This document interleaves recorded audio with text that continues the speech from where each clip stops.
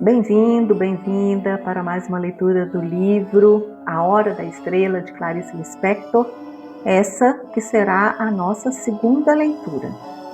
Na primeira leitura, eu optei pelo formato de ler o texto e ir interrompendo para fazer alguns comentários. Nessa leitura, eu vou fazer diferente. Vou ler o texto direto e no final eu vou entrar com os comentários, destacando as passagens que vi conteúdo para comentar. Assim, nós teremos dois formatos diferentes, até para avaliação de vocês, e opinarem qual acham mais interessante e produtivo, já que esse livro é um livro que não tem divisões e a leitura ela é contínua.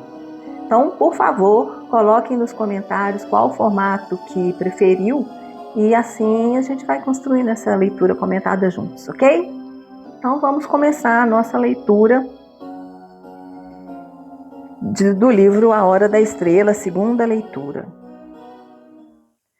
Desculpai-me, mas vou continuar a falar de mim, que sou meu desconhecido. E ao escrever, me surpreendo um pouco, pois descobri que tenho um destino. Quem já não se perguntou, sou um monstro ou isto é ser uma pessoa? Quero antes afiançar que essa moça não se conhece senão através de ir vivendo à toa.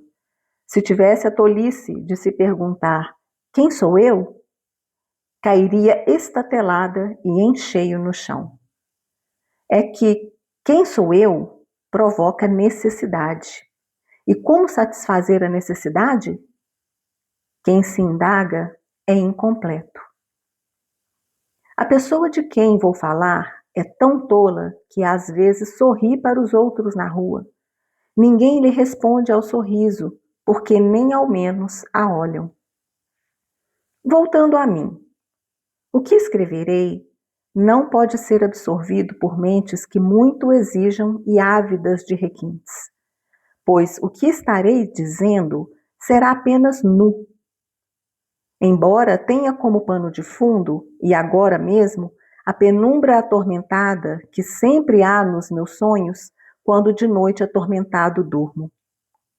Que não se esperem, então, estrelas no que se segue. Nada cintilará. Trata-se de matéria opaca e, por sua própria natureza, desprezível por todos. É que a esta história falta melodia cantabile.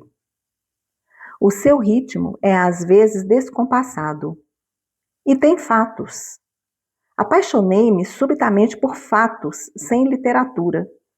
Fatos são pedras duras e agir está me interessando mais do que pensar. De fatos, não há como fugir. Pergunto-me se eu deveria caminhar à frente do tempo e esboçar logo um final. Acontece, porém, que eu mesmo ainda não sei bem como esse isto terminará. E também porque entendo que devo caminhar passo a passo, de acordo com um prazo determinado por horas. Até um bicho lida com o tempo. E esta é também a minha mais primeira condição, a de caminhar paulatinamente, apesar da impaciência que tenho em relação a essa moça. Com esta história eu vou me sensibilizar, e bem sei que cada dia é um dia roubado da morte. Eu não sou um intelectual, escrevo com o corpo. E o que escrevo é uma névoa úmida. As palavras são sons transfundidos de sombras que se entrecruzam desiguais, estalactites, renda, música transfigurada de órgão. Mal ouso clamar palavras a essa rede vibrante e rica, mórbida e obscura, tendo como contratom o baixo grosso da dor. Alegro com brio. Tentarei tirar ouro do carvão. Sei que estou adiando a história e que brinco de bola sem a bola. O fato é um ato? Juro que este livro é feito sem palavras. É uma fotografia muda. Este livro é um silêncio. Este livro é uma pergunta. Mas desconfio que toda essa conversa é feita apenas para adiar a pobreza da história, pois estou com medo. Antes de ter surgido na minha vida essa datilógrafa, eu era um homem até mesmo um pouco contente, apesar do mau êxito na minha literatura. As coisas estavam, de algum modo, tão boas que podiam se tornar muito ruins, porque o que amadurece plenamente pode apodrecer. Transgredir, porém, os meus próprios limites me fascinou de repente. E foi quando pensei em escrever sobre a realidade, já que essa me ultrapassa. Qualquer que seja o que quer dizer realidade. O que narrarei será meloso? Tem tendência, mas então agora mesmo seco e endureço tudo. E pelo menos o que escrevo não pede favor a ninguém e não implora socorro. Aguenta-se na sua chamada dor com uma dignidade de barão. Parece que estou mudando de modo de escrever. Mas acontece que só escrevo o que quero. Não sou um profissional. E preciso falar dessa nordestina, senão sufoco. Ela me acusa e o meio de me defender é escrever sobre ela. Escrevo em traços vivos e ríspidos de pintura. Estarei lidando com fatos como se fossem as irremediáveis pedras de que falei. Embora queira que para me animar sinos badalem enquanto adivinho a realidade. E que anjos esvoassem em vespas transparentes em torno de minha cabeça quente, porque esta quer, enfim, se transformar em objeto coisa. É mais fácil. Será mesmo que a ação ultrapassa a palavra? Mas que ao escrever, que o nome real seja dado às coisas. Cada coisa é uma palavra. E quando não se a tem, inventa-se-a. Esse vosso Deus que nos mandou inventar. Por que escrevo? Antes de tudo, porque captei o espírito da língua, e assim, às vezes, a forma é que faz conteúdo. Escrevo, portanto, não por causa da nordestina, mas por motivo grave de força maior, como se diz nos requerimentos oficiais, por força de lei. Sim, minha força está na solidão. Não tenho medo nem de chuvas tempestivas, nem das grandes ventanias soltas, pois eu também sou o escuro da noite. Embora não aguente bem ouvir um assovio no escuro e passos. Escuridão? Lembro-me de uma namorada. Era moça-mulher, e que escuridão dentro de seu corpo. Nunca a esqueci. Jamais se esquece a pessoa com quem se dormiu.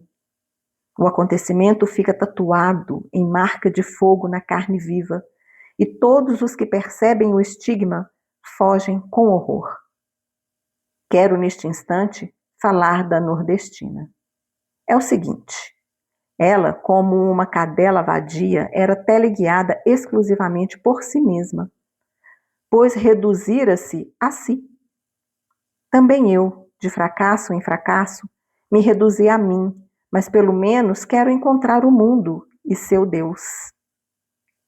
Quero acrescentar, à guisa de informações sobre a jovem e sobre mim, que vivemos exclusivamente no presente, pois sempre e eternamente é o dia de hoje, e o dia de amanhã será um hoje. A eternidade é o estado das coisas neste momento. E eis que fiquei agora receoso quando pus palavras sobre a nordestina. E a pergunta é: como escrevo? Verifico que escrevo de ouvido, assim como aprendi inglês e francês de ouvido. Antecedentes meus do escrever? Sou um homem que tem mais dinheiro do que os que passam fome, o que faz de mim, de algum modo, um desonesto. E só minto na hora exata da mentira. Mas quando escrevo, não minto. Que mais? Sim, não tenho classe social, marginalizado que sou. A classe alta me tem como um monstro esquisito. A média com desconfiança de que eu possa desequilibrá-la. A classe baixa nunca vem a mim. Não, não é fácil escrever. É duro como quebrar rochas, mas voam faíscas e lascas como aços espelhados. Ah, que medo de começar! E ainda nem sequer sei o nome da moça. Sem falar que a história me desespera por ser simples demais. O que me proponho contar parece fácil e à mão de todos, mas a sua elaboração é muito difícil, pois tenho que tornar nítido o que está quase apagado e que mal vejo. Com mãos de dedos duros enlameados a palpar o invisível na própria lama. De uma coisa tenho certeza. Essa narrativa mexerá com uma coisa delicada, a criação de uma pessoa inteira que, na certa, está tão viva quanto eu. Cuidai dela, porque meu poder é só mostrá-la para que vós a reconheçais na rua, andando de leve por causa da esvoaçada magreza. E se for triste a minha narrativa, depois, na certa, escreverei algo alegre, embora alegre por quê? Porque também sou um homem de hosanas e um dia, quem sabe, cantarei loas que não as dificuldades da nordestina. Por enquanto, quero andar nu ou em farrapos. Quero experimentar pelo menos uma vez a falta de gosto que dizem ter a hóstia. Comer a hóstia será sentir o insosso do mundo e banhar-se no não. Isso será coragem minha, a de abandonar sentimentos antigos já confortáveis. Agora não é confortável. Para falar da moça, tenho que não fazer a barba durante dias e adquirir olheiras escuras por dormir pouco, só cochilar de pura exaustão. Sou um trabalhador manual. Além de vestir-me com roupa velha rasgada. Tudo isso para me pôr no nível da nordestina. Sabendo, no entanto, que talvez eu tivesse que me apresentar de modo mais convincente às sociedades que muito reclamam de quem está neste instante, mesmo batendo a máquina. Tudo isso, sim, a história é história. Mas sabendo antes, para nunca esquecer, que a palavra é fruto da palavra. A palavra tem que se parecer com a palavra. Atingi-la é o meu primeiro dever para comigo. E a palavra não pode ser enfeitada e artisticamente vã. Tem que ser apenas ela. Bem, é verdade que também queria alcançar uma sensação fina e que esse finíssimo não se quebrasse em linha perpétua. Ao mesmo tempo que quero também alcançar o trombone mais grosso e baixo, grave e terra, tão a troco de nada que por nervosismo de escrever eu tivesse um acesso incontrolável de riso vindo do peito. E quero aceitar minha liberdade sem pensar o que muitos acham, que existir é coisa de doido, caso de loucura. Porque parece. Existir não é lógico. A ação desta história terá como resultado minha transfiguração em outrem e minha materialização, enfim, em objeto. Sim, e talvez alcance a flauta doce em que eu me enovelarei em macio cipó. Bom, vamos interromper por aqui, porque ele dá uma pausa e vai começar um novo assunto, assim. Então, eu queria destacar algumas frases, né, algumas colocações que o Rodrigo SM fez aqui nesse relato, e eu achei muito interessante no início, né, porque ele fala da dificuldade de escrever essa história, né, porque não é o estilo dele. E aí, lembrando novamente, né, que a Clarice né, é como se ela realmente se colocasse no lugar do Rodrigo, o Rodrigo sendo esse avatar dela.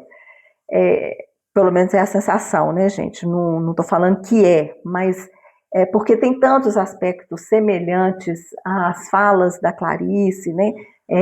Tão semelhante ao que ela trazia, que é como realmente se ela estivesse assim, justificando, né, através do Rodrigo, esse estilo tão diferente que ela coloca nesse livro, né, que é contar a história de uma pessoa, né, e depois a gente vai ver como que é essa história, né, igual ele fala, uma história muito simples, não tem nada demais essa história, né, mas ele precisava dar voz a essa menina que não era vista, né, que era uma pessoa invisível, e ele precisava fazê-la ser vista.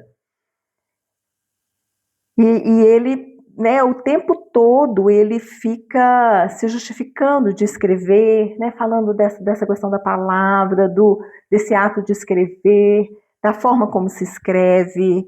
Eu vejo muito a Clarice nessas falas, através do Rodrigo. Né? Não são situações, acredito, que ela inventou para esse personagem. Na verdade, é ela falando através do personagem. Uma passagem que eu achei muito interessante, que fala assim: quem já não se perguntou, sou um monstro ou isso é ser uma pessoa? Quem se indaga é incompleto. Essa pergunta que ele faz, igual quando eu comentei na primeira leitura, ou até no vídeo de abertura, esse livro ele tem mais perguntas do que respostas. E as perguntas já começaram, né, através do Rodrigo, né, SM, que é o narrador. Ele é muito cheio de perguntas, ele se questiona o tempo todo e coloca essas perguntas para a gente. Então, essa pergunta eu achei ela muito interessante, de muita profundidade, porque geralmente nós queremos mostrar somente o nosso lado belo, o lado justo para as pessoas, com quem a gente se relaciona, e a gente esconde e rejeita o que a gente considera feio, o que a gente considera inaceitável, e o que não vai ser, né, que não vai ser aceito, que vai ser criticado. Então, esses conteúdos, eles vão sendo armazenados, né, em um lugar no nosso inconsciente, que o Jung, né, o Carl Jung, o criador da teoria da psicologia analítica, né, ele chamava de sombra. E esconder essa nossa parte, né, a gente acaba ficando incompleto, porque nós somos isso que nós estamos escondendo também. Então, se a gente não assume esse lado, a gente fica incompleto. Né? Quem se indaga é incompleto. E isso é que é ser humano. A gente precisa assumir essa nossa humanidade. Né? É assumir que o que a gente considera feio e inadequado em nós, porque faz parte de nós. Isso faz parte da gente. Também, nós somos isso também. E à medida que a gente vai olhando para esses aspectos e trazendo para a nossa consciência, eles vão se integrando e vão se transformando naturalmente, fazendo com que nasça, a partir de nós mesmos, um outro ser. Um ser mais consciente, um ser mais em harmonia com a vida. Então, é necessário olhar, porque se a gente não olhar, a gente vai estar sempre com esse sentimento de incompletude. Uma outra passagem que eu achei muito interessante: agir está me interessando mais do que pensar. De fatos, não há como fugir. Quando a gente pensa demais, a gente não age.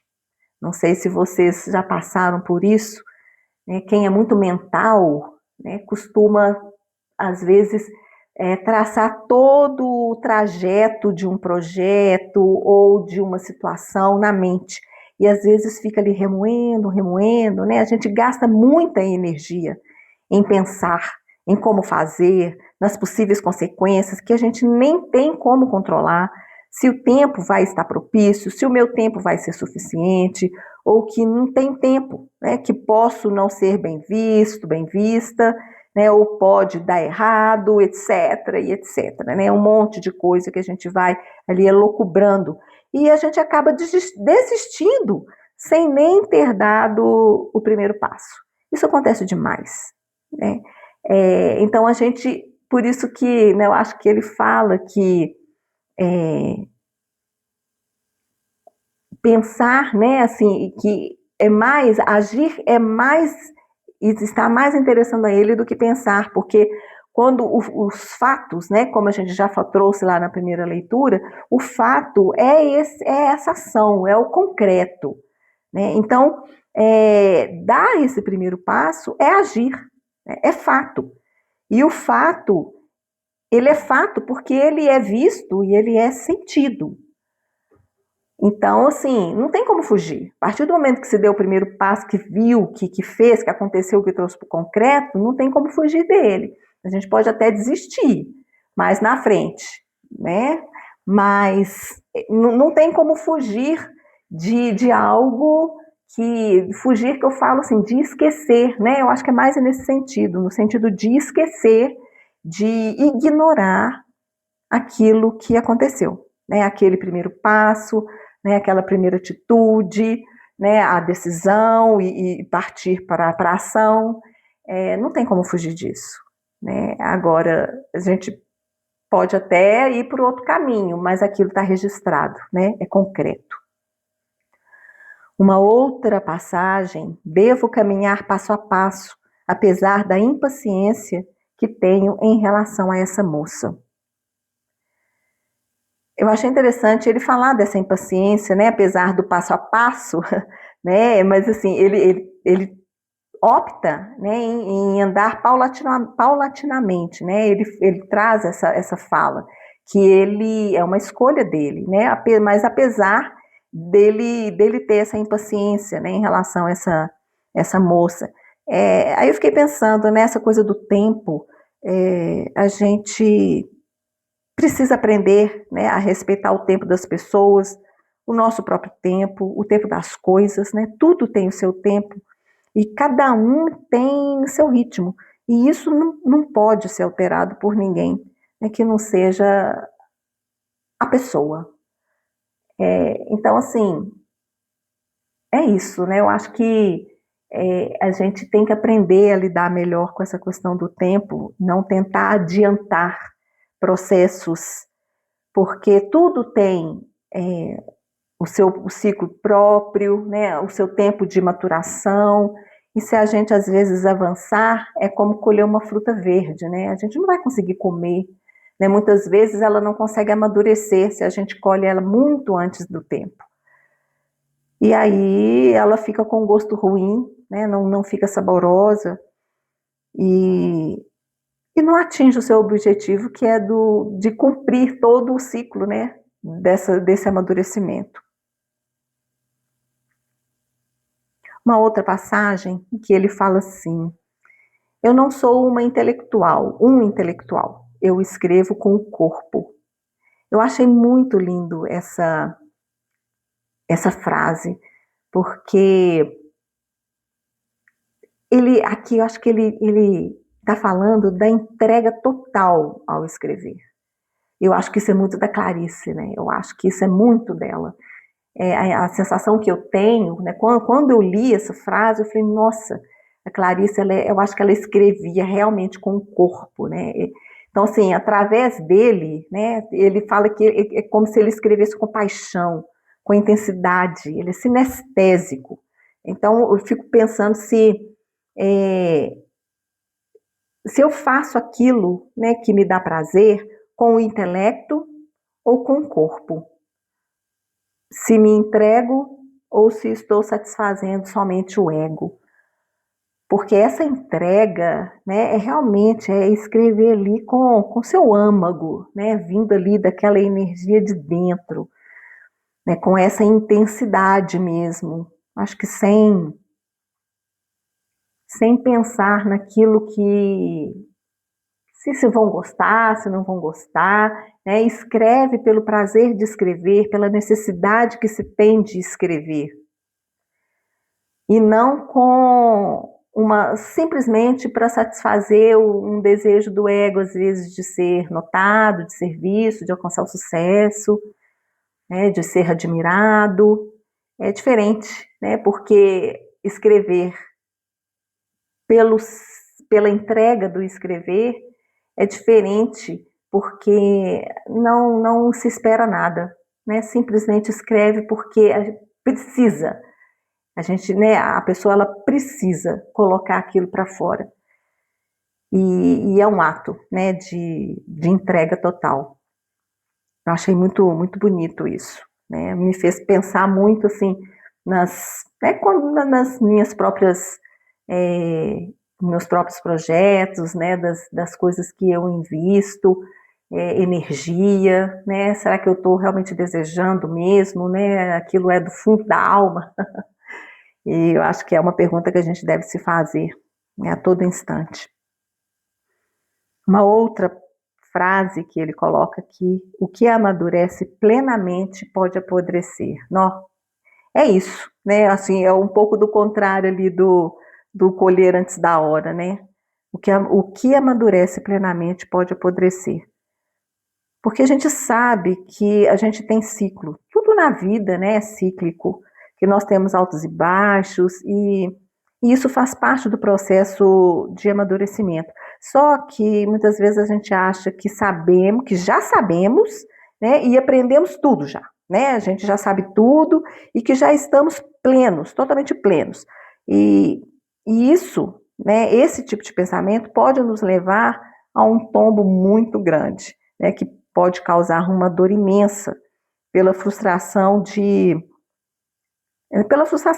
vamos ter conosco mesmo, né? Aí eu fiquei pensando muito no Sócrates, lembrando daquela frase, né, quando ele fala só sei que nada sei, né, que humildemente ele disse Sócrates, né, que o Sócrates disse isso, e isso é uma fala muito humilde dele, porque ele falou isso quando um amigo dele foi no oráculo de Delfos, né, que era do deus Apolo, e esse amigo dele perguntou, né, para o oráculo quem que era o homem mais sábio do mundo. E o oráculo respondeu que era o Sócrates. E aí ele foi atrás do Sócrates e falou: olha, o oráculo falou que você é o homem mais sábio do mundo. E aí o Sócrates falou assim: uai, mas por que ele falou isso comigo, né? Ele falou assim: não, né, gente, uai. Mas, né, ele falou: uai, mas por que que eu sou? E aí ele ficou intrigado com aquilo. E aí foi quando ele começou aquele trabalho dele todo de entrevistas, né? Tudo que foi registrado, né, dos pensamentos de Sócrates, dos questionamentos, foi através né, de admiradores, né, como o Platão, né, que se tornou um discípulo dele, né, e ele registrava aqueles questionamentos, né, as conclusões que ele tirava, e então ele perguntava assim para diversas pessoas, né, totalmente diferentes, artesãos, pessoas da alta classe da época. Então, assim, para tentar entender o que era isso, né? E aí ele percebeu que as pessoas tinham muitas certezas na verdade, que essas certezas, né, das suas respostas eram simplesmente opiniões que eles tinham sobre aquele assunto, né? E não era algo sábio. Então ele percebeu que as pessoas elas eram muito ignorantes, né? Nesse sentido, não tinha sabedoria ali. Ali elas simplesmente estavam respondendo as suas próprias opiniões para serem admiradas, né? Para serem consideradas pessoas sábias. E aí foi quando ele falou, né, que essa frase, eu só sei que nada sei, porque realmente se a gente admite que a gente não sabe muita coisa ainda da vida, porque realmente igual o próprio Rodrigo assim me fala, né, do mistério da vida. Se a gente sabe que não sabe tudo, a gente está aberto para esse conhecimento. E a partir do momento que a gente fecha a questão e já fala que sabe tudo, a gente se fecha para o novo, né, para o conhecimento, né, para essa sabedoria, para essa maturidade. Então, achei essa passagem muito, muito legal, me fez pensar muito no Sócrates. Uma outra fala dele que o que narrarei será meloso? Ele se questiona, né?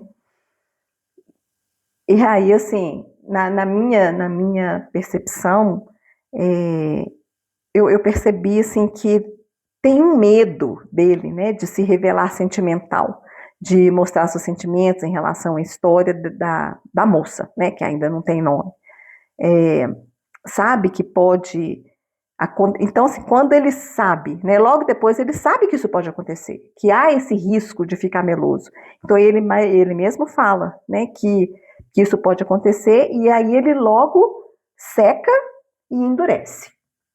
Então, eu fiquei, né, assim, pensando, né, nessa questão, quando é, a gente endurece, né, na nossa dor, talvez, né, para a gente não se mostrar vulnerável, né.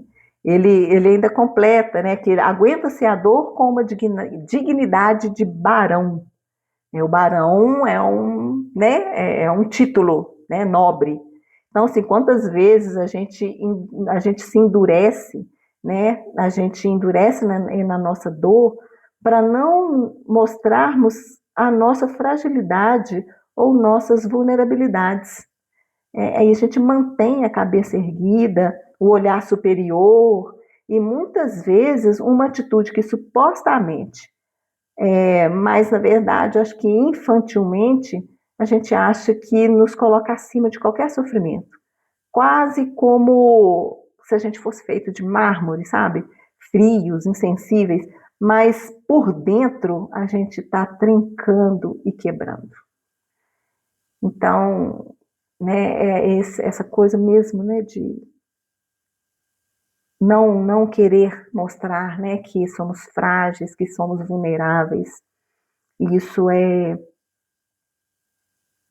acho que a gente tem que parar para pensar, né, sobre isso. Outra passagem que ele fala: e que os anjos esvoassem em vespas transparentes em torno de minha cabeça quente, porque esta quer, enfim, se transformar em objeto coisa. É mais fácil. Então, assim, eu achei bacana isso, né? Essa forma. Oh, gente, a Clarice é fantástica, né? Eu fico assim, falei, gente, como que essas coisas passam pela cabeça dela, gente? Como, né? Eu fico impressionada com as coisas que ela escreve, né? Então, assim, essa fala aqui me veio assim, aquela coisa da gente deixar a imaginação e a leveza, né? Simbolizada aí por esses anjos voando, né, em vespas transparentes, né, me trouxe essa imagem dessa leveza, sabe, dessa transparência, né, e então se a gente deixar isso, né, para que isso possa fazer parte da nossa vida, dos nossos projetos, das nossas propostas, ter essa visão mais leve, né, menos enrijecida, né, das coisas da vida, para que a gente consiga deixar a criatividade, a intuição, elas falarem mais alto, para a gente não transformar aquilo que faz sentido e que fala o nosso coração em algo racional, obrigatório e que pode ser descartado a qualquer momento, né, como um objeto coisa. Porque ele fala que isso é mais fácil, com certeza é mais fácil. A gente deixar essa criatividade, essa intuição falarem mais alto exige um trabalho interno de desapego, né, para a gente conquistar essa liberdade, né, que a criatividade ela nos traz. Então, pensemos, né, sobre isso também. Será mesmo que a ação ultrapassa a palavra? Ele fala muito da palavra, né, nesse início aí de texto. Então, assim, acho que ele coloca aqui em dúvida a sua própria afirmação anterior, né, que será mesmo que a gente age antes de pensar, né, antes da palavra? Não sei, talvez não, né, talvez sim. São respostas que acho que cada um vai ter para si mesmo, né, que nós não somos seres totalmente definidos. Nós não somos robô, né? Que age, né, sempre da mesma forma, milimetricamente calculados.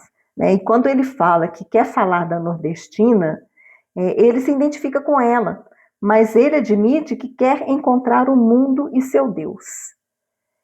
Achei isso bem bacana também. Ele não perdeu a fé nele mesmo e ainda tem um propósito, porque ele fala que a menina se perdeu de si, né, que ela vive só para si. Mas ele ele também, né, ele tem um pouco disso, mas ele não perdeu a fé nele mesmo. E ele ainda tem esse propósito, né, que é o que eu acho que todos nós devemos buscar, né, esse sentido de vida, né, que ele traz aqui, né, encontrar o nosso mundo, esse nosso Deus interno. Né, nada grandioso, não precisa ser mostrado em grandes holofotes piscantes de neon, né, mas assim, às vezes o que a gente busca está tão perto que basta um olhar mais atento para a gente encontrar algo simples, uma palavra que possa provocar uma explosão interna de insights e percepções que podem mudar, né, o rumo e a nossa visão da vida. E ele fecha, né, que assim, apesar dessa busca dele, ele vive o hoje. Né, quando ele fala ali do passado, do futuro, né, que o futuro ele é o hoje. Então, assim, ele vive o hoje, ele vive o agora, né, da mesma forma como a moça lá. Né, porque, na verdade, o hoje é tudo, é tudo aquilo que a gente tem. Né, o passado ele já foi, então acabou. Né, o futuro ele ainda não aconteceu. Né, e ele é o hoje. Né, o amanhã, daqui a 5 minutos, vai ser um hoje. Então, o futuro é aquela coisa assim, abstrata, né? Mais de projeções mesmo. Porque o futuro, a gente não tem como viver o futuro. A gente só vive o presente, né? Só o hoje, o agora. Então eu acho que é importante, né, a gente firmar o pé no presente mesmo. E viver, né, dentro do que é real, né, dentro daquilo que a gente tem. E uma outra fala que eu achei muito legal. Mas quando escrevo, não minto. Que ele está falando todo o processo da escrita dele, né? E aí, sim, a gente já, né, teve aquele livro, Caderno Proibido, que é baseado na escrita, né? Que a escrita, ela é uma conversa nossa conosco mesmo. Quando a gente se dispõe a escrever os nossos sentimentos, né? A gente não vai mentir para a gente mesmo, né? Onde a gente se revela. E até, né, nas coisas mais escondidas, porque a gente tem o papel como essa nossa testemunha, né, fiel, confiável. O papel ele não vai nos julgar, o papel não vai nos criticar. Então a gente se abre totalmente a ele. No livro anterior, né, da nossa leitura comentada do Caderno Proibido, a gente viu o poder que esses registros, né, dos registros que a Valéria, né, Cossati, né, fez, que como que eles mudaram e trouxeram luz à sua visão das pessoas né, das pessoas que a cercavam e dela própria. Então, assim, o poder da escrita, ele é fantástico mesmo. E, e eu acho que esse livro, né, eu acho que a Clarice, como sendo o último livro dela, nessa urgência desse escrever, né, eu acho que aqui ela está colocando tudo para fora, né, como realmente as suas últimas palavras para o mundo. Uma outra passagem que eu achei bem interessante com mãos de dedos duros enlameados ao palpar o invisível na própria lama. Nossa, gente, isso é muito forte. Achei isso muito forte. Porque essa fala dele, pelo menos me lembrou, né, dessa nossa condição humana mesmo. Né? A gente não é perfeito, nós temos experiências doídas, mágoas, medos que ainda precisam ser trabalhados. Então, quem está nesse processo mesmo de olhar para dentro de si, vai encontrar alguma coisa nesse sentido, né? E isso tudo, né, essas coisas, elas nos endurecem, né? Elas endurecem a nossa alma, mas a gente precisa apalpar esse invisível dentro de nós, aquilo que a gente não está vendo, mas está ali, né? Porque muitas vezes a gente escondeu de propósito, né? E essas coisas que realmente, assim, que é a nossa luz, né? Que é a esperança, os sonhos, o próprio sentido da vida, a própria identidade. né? Mesmo que essas coisas estejam mergulhadas na lama, a gente precisa, né? Mesmo que os nossos dedos estejam enrijecidos, né? Duros, enlameados, a gente precisa cavucar essa lama para poder encontrar isso, porque com certeza todos nós temos essa luz dentro de nós, né? Essas potencialidades. Então, e essas coisas, elas não se contaminam, porque isso é da nossa alma, é aquilo que é o verdadeiro em nós, né? Essas nossas verdades, elas não são acessadas somente quando a gente estiver limpo, limpinho, né? Porque não tem como, não tem como, é na lama mesmo, né? Que nessa nossa condição humana imperfeita, que a gente vai trazer à luz as nossas potencialidades. Então é preciso olhar para esse lado enlameado, sim, mergulhar na lama, né, chafurdar na lama, como se diz, né, para tirar o diamante que está escondido ali.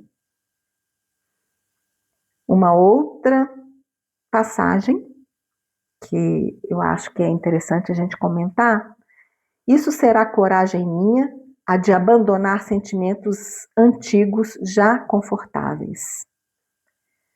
Isso aqui, né, eu acho assim, é bem tranquilo, né, eu acho que é da gente pensar aqui, porque ele, ele fala que essa coragem dele, né, é, de abandonar esses sentimentos antigos, porque os sentimentos antigos já eram confortáveis, então é preciso coragem mesmo para poder abandonar, né? Então ele se encorajou para experimentar o desconhecido, né? O desconfortável, o insosso, né? O ouvir os nãos. Então, assim, é comum a gente ficar preso, né, em situações e até em sentimentos antigos, por eles serem conhecidos mesmo. É um lugar confortável, é um lugar onde a gente sabe lidar, mesmo que ele não seja bom para a gente, né, mesmo que ele nos traga dor, mas é um lugar que é conhecido, né? Então, por exemplo, se a gente perdoar alguém, se a gente tiver, não, eu vou perdoar, né? Para acabar com algumas mágoas, né? Para tentar se sentir melhor, né? Então, sim, se a gente, por exemplo, perdoa, né? Em que eu vou depois me apoiar para justificar as crenças, os preconceitos, a raiva, a mágoa, né? Ou até as minhas próprias certezas, né? Sair desse lugar de vítima, porque é confortável, é muito confortável ficar no lugar de vítima. Então é preciso muita coragem para experimentar esse desconhecido, né? E porque isso vai trazer desconforto. E o ego não quer desconforto, né? Ele quer o que ele já conhece, ele não quer ter o trabalho, né, de fazer algo novo e que vai causar esse desconforto. Então é preciso realmente muita coragem. E além, né, para além da coragem, é preciso manter, né, fazer a manutenção de todo esse processo, né, dessa iniciativa, porque senão a gente vai voltar para o lugar que é confortável. E uma última coisa desse texto que eu queria trazer aqui para a gente pensar, quando ele fala existir não é lógico. E aí eu fiquei pensando, né, se fosse lógico, será que teria alguma graça? Saber tudo o que vai acontecer, não ter a vivência do inusitado, acho que seria bem entediante, né? Acho que passa por aí, né? Mas assusta, né? Assusta a gente não saber o que vai acontecer. E viver sem saber o mínimo do que virá realmente é assustador. A gente é como se a gente tivesse assim, a gente tem que se agarrar a alguma coisa, né? Porque se a gente se jogar de um penhasco, a gente não vai saber onde que a gente vai cair. Então a gente tem que saber que vai ter um galinho ali, pelo menos para a gente poder segurar, né? e depois ver o que vai acontecer, né? A gente realmente, assim, a gente fica muito preso a essas seguranças. E, e a vida não é assim, né? Não tem essa lógica, né, daqueles acontecimentos em sequência, né? Acontece isso, aí depois disso vai acontecer aquilo, e depois daquilo vai acontecer aquilo outro, e assim por diante. A vida não é assim. Muitas vezes os acontecimentos vêm, nos atropelam, nos pegam de surpresa, e a gente precisa usar da criatividade, né, muitas vezes para resolver determinadas situações, para sair de determinadas situações. Então, por isso que é importante aquela fala dele lá atrás, né, que a gente comentou aqui, né, que os anjos esvoassem em vespas transparentes em torno da nossa cabeça, porque senão a gente endurece, vira objeto coisa, e aí a gente quer tudo muito lógico, tudo muito certinho, e viver assim, né, a gente sabe que a gente vai se frustrar, porque a vida não é assim, né? A vida não tem essa lógica, a vida não tem os acontecimentos já definidos. É como diz aquela música do Skank, né? O caminho só existe quando a gente caminha por ele, né? Como é que é? O caminho existe, como é que é? O caminho só existe quando se passa por ele, é uma coisa assim. E é isso, né? Porque é só quando a gente passa por aquele caminho que a coisa vai acontecer, né? Então, ele existe para nós quando a gente passa por ele. Ele está lá em algum lugar, né? Igual a vida da gente. Os acontecimentos, as coisas estão por aí, mas a gente só vai conseguir é, capturar isso e viver isso quando a gente realmente estiver naquele caminho, né? Então, é a gente aprender a se jogar, né? Aprender a ousar. E se a gente permitir, né, que esses anjos voem como vespas transparentes na nossa cabeça, a gente vai ter uma visão mais ampla da vida e certamente a nossa criatividade vai falar mais alto, né, os insights vão acontecer, a intuição vai estar mais aguçada e a gente vai achar as soluções, né, mesmo para aquilo que às vezes a gente acha inusitado, né, que nos surpreende, mas a gente vai saber passar por aquilo de uma forma criativa, né, de uma forma tranquila, talvez até, não sei se eu posso dizer essa palavra tranquila, mas certamente nós vamos encontrar as respostas e uma forma de passar pelas situações, né? Porque a criatividade vai estar aguçada e criatividade não é só criar algo do zero, né? É criar respostas mesmo, né? Quando a gente fala dessa criatividade, é a gente encontrar respostas às nossas perguntas, respostas para os nossos conflitos, respostas para as situações que se apresentam. E isso a gente só consegue se a criatividade estiver em alta, achar aquela solução, né, no estalar de dedos. Então, é um processo que a gente precisa desenvolver, né, dentro da gente. E se a gente estiver endurecido, e se a gente não olhar para essa lama, a gente não consegue fazer com que essa criatividade ela surja. Então é isso. Eu vou interromper aqui, né? Foi até aqui que a gente veio, e numa próxima leitura a gente continua aqui no texto, né? Eu particularmente gostei dessa proposta de ler o texto corrido e depois ir voltando, né? Destacando algumas frases, e vocês aí também, o que vocês acham, né? Coloquem lá nos comentários, né? Do que vocês acham, se gostam mais desse formato da leitura contínua ou ir interrompendo, né? Eu gostei mais desse formato porque eu achei que não perde o raciocínio do texto. Mas, né, vamos construir juntos aí essa leitura comentada, porque é um livro denso, vocês já perceberam, né? É Clarice Lispector, é desafiador, mas eu acho que a gente consegue, né? digamos que eu estou saindo da minha zona de conforto. Então, que é a proposta desse livro, né? Sair abandonar, né, esses sentimentos antigos, né, já confortáveis. Então, vamos encarar, né, essa leitura que eu acho que ela é bem interessante. Ok? Então a gente fica por aqui e a gente se encontra aí na próxima leitura, na terceira leitura. Ok? Obrigada. Até mais.